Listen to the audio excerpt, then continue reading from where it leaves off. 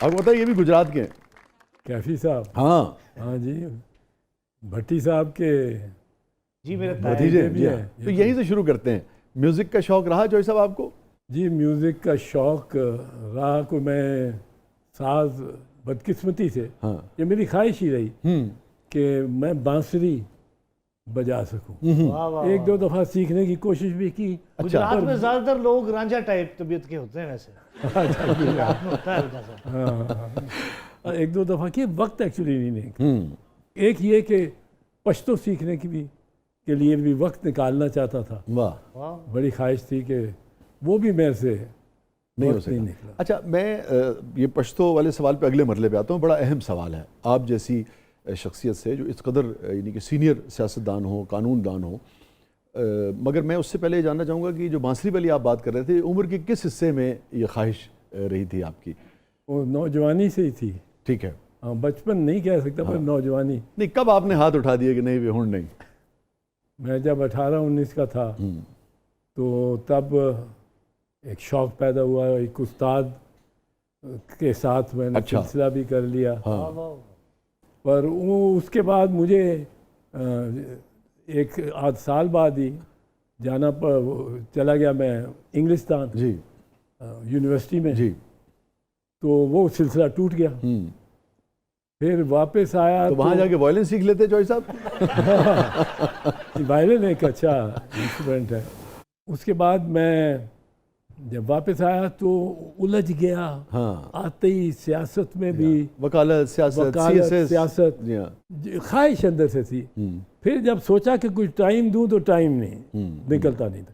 वो जब 38-40 साल की उम्र में सोचा कि फिर ये बांसुरी जब बजती है ना, हाँ हमारा घर जो मेरा आबाई घर लाहौर में ज़मान पार्क में है, और ज़मान पार्क के एक बासी के साथ है वो, वहाँ नहर जो बहती है, नहर में रात को गर्मियों की रात क्या बात है। को नहर के दूसरे किनारे पर, और उस वक्त उधर खेत ही खेत होते थे। ये लाहौर जी हाँ। शहर नहीं पहुंचा था अभी उधर। मैं एडसन होगा और ये ज़मान पार्क होगा। एडसन था नहीं, जियोर भी था, जियोर भी था। न्यू गार्डन्स भी था। पर नहर के पार कोई खास बस्ती नहीं। ठीक है। वहाँ से रात को एक बांसुरी बजाने वाला बैठ जाया अरे करता वाह। था। क्या बात। और वो जो नहर के से आती थी आवाज़, वाह, उसकी वाह। कूक जो आती थी, हाँ वो बड़ी दिल गुदाज थी। हाँ।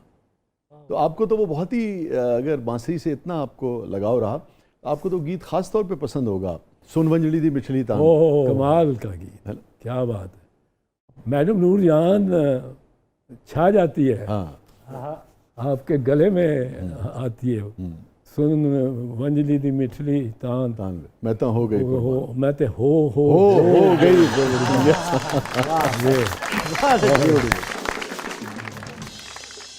तो सब वो पाकिस्तान कहाँ खो गया? आप क्या समझते हैं समाजी तौर पे पाकिस्तान जिस दौर की हम बात कर रहे हैं उससे पीछे गया है आज, या उससे आगे खड़ा है समाजी तौर पे? सियासत तो चलिए ऊंच नीच चलती रहती है। समाजी तौर पे बहुत पीछे चला गया, पीछे चला गया। बहुत पीछे। 1980 की दिहाई से, जब से हमारी अफ़गानिस्तान की जंग में हम मुब्तला हुए और यहाँ एक ख़ास सियासत हमारे पड़ोस में आ गई, जो इसमें पैसा बाहर से भी जो आया, वो रियाल आए और डॉलर आए, पाउडर भी आया सर। पाउडर भी आया बहुत, बिल्कुल। कितना नुकसान पहुंचाया उसने बड़ा नुकसान उस जंग ने। और हमारे हम जब मुलव्वस हो गए तो फिर पैसा लगाने वाले तो वो थे, पैसा तो हमारे पास नहीं था कोई। हमारे यहाँ डॉलर तो नहीं थे उगते, वो तो बक्सों में आते थे डॉलर। फिर बदकिस्मती से 9/11 वर्ल्ड ट्रेड सेंटर पे हमला हुआ। उसके बाद हमारी ये बदकिस्मती कि हम फिर मुलव्वस हो गए उसमें, उस जंग में। दूसरी और हम अभी फंसे हुए हैं उसमें। अमेरिका तो निकल गया, भाग गया। और अब वो तालिबान जिनको हमने ही सब कुछ सिखाया हमने ही उनको हथियार उठाने सिखाए और सब कुछ, वो ही हमारे लिए एक मुसीबत बने हुए हैं। ठीक है, आपने फरमाया चौधरी साहब कि समाजी तौर पे आपका ये मानना है कि जो रशियन इन्वेजन था अफ़गानिस्तान में, उसके बाद बावजूद हम पीछे गए हैं वहाँ से। आज जी जी। कैसे हम दोबारा जो समाजी अक़दार थी हमारी, समाजी रवैये थे और जो खोया हुआ मकाम था, अगर उस वक्त या उस वक्त जिस जगह थे, कैसे हम वहाँ दोबारा पहुँच सकते हैं और फिर उससे आगे बढ़ सकते हैं? मेरे ख्याल में वो ये है कि जब तक हमें ऐसी सोच हम नहीं अपनाते, हम ऐसा रवैया नहीं अपनाते जिसमें 4-5 कदरें हों। एक इख्तलाफ का हक, वो इख्तलाफ अकीदे का हो, मज़हब का हो, सियासी हो, किसी किस्म का भी समाजी मसलकी, जी हाँ, और उसके इस अपने अकीदे या अपनी सोच को मनवाने के लिए आपका कोई हक नहीं है कि आप कोई तशद्दुद या धमकी के ज़रिए या ज़बरदस्ती कर सके। दूसरी बात यह है कि हमारे रवैये में शक का फ़ायदा देना, बेनिफिट ऑफ डाउट देना, नॉट जो सदियों से इंसाफ का भी उसूल रहा। अदालत में तो उसूल है ना जी सदियों कि आपने मुल्ज़िम को फौजदारी मुकदमे में शक का फ़ायदा जी, ऐसे लोग एक दूसरे को भी ज़ाती ज़िंदगी में भी शक का फ़ायदा दें। मैं आपको बताता हूँ एक मिसाल।